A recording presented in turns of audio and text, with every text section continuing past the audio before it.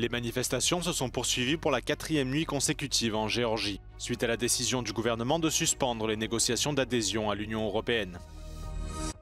Les hauts responsables européens à Kiev au premier jour de mandat de la nouvelle Commission européenne, l'UE fera tout pour que l'Ukraine gagne la guerre contre la Russie, assure Kaja Kallas.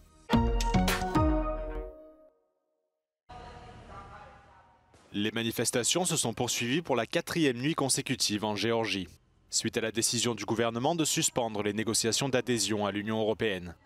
Selon les autorités, au moins 43 personnes ont été hospitalisées à la suite d'affrontements violents entre la police et les manifestants. Le Premier ministre géorgien Irakli Kobakidze a appelé au respect de la loi dans le pays. მინდა ყველას მოუწოდოს სიმშვიდისა და კანონის დაცვისკენ. ყველას შევახსენებ, რომ ნებისმიერ სამართალდარღვევას კანონის მთელი სიმკაცრით გაეცემა პასუხი. პასუხისმგებლობას ვერ გაექცევიან ვერც ის პოლიტიკოსები, რომლებიც თვითონ ოფისებში იმალებიან და მათი ძალადობრივი დაჯგუფებების წევრებს მძიმე საშელისთვის წირავენ. Les troubles ont commencé il y a 4 jours, lorsque le gouvernement, dirigé par le parti populiste Rêve géorgien, a annoncé qu'il suspendait les négociations d'adhésion à l'Union européenne, jusqu'en 2028 au moins. Cette annonce faisait suite à une résolution du Parlement européen, mettant en doute la légitimité des élections législatives du 26 octobre, qui ont vu la victoire de Rêve géorgien. L'UE a accordé à la Géorgie le statut de pays candidat en décembre 2023.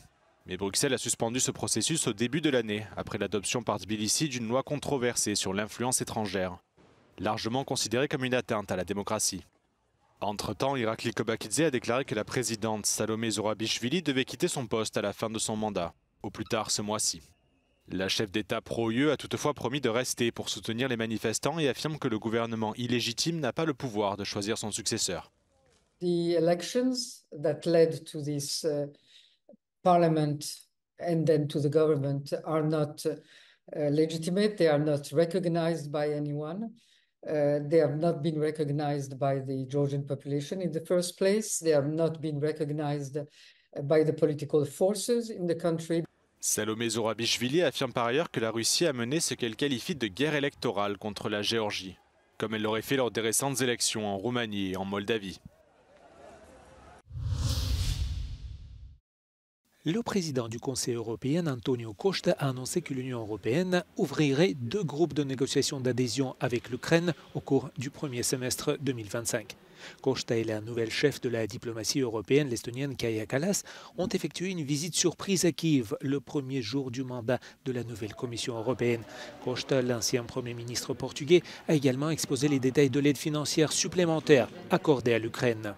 On top of this, starting next month, we plan to provide for a full year, every month, 1.5 billion euros of assistance.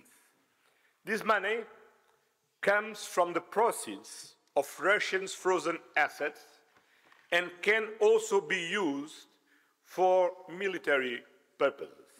Volodymyr Zelensky a évoqué avec Kallas la nécessité pour l'Ukraine de disposer de systèmes de défense aérienne, tandis que la Russie a récemment utilisé un missile balistique contre Dnipro.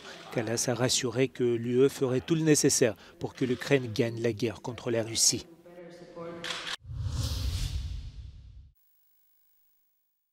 Les autorités de défense russes ont annoncé avoir pris 2 villes dans la région de Donetsk en Ukraine, au même moment où le président Vladimir Poutine approuvait des plans visant à augmenter les dépenses militaires à des niveaux records, alors que Moscou cherche à remporter la guerre en Ukraine.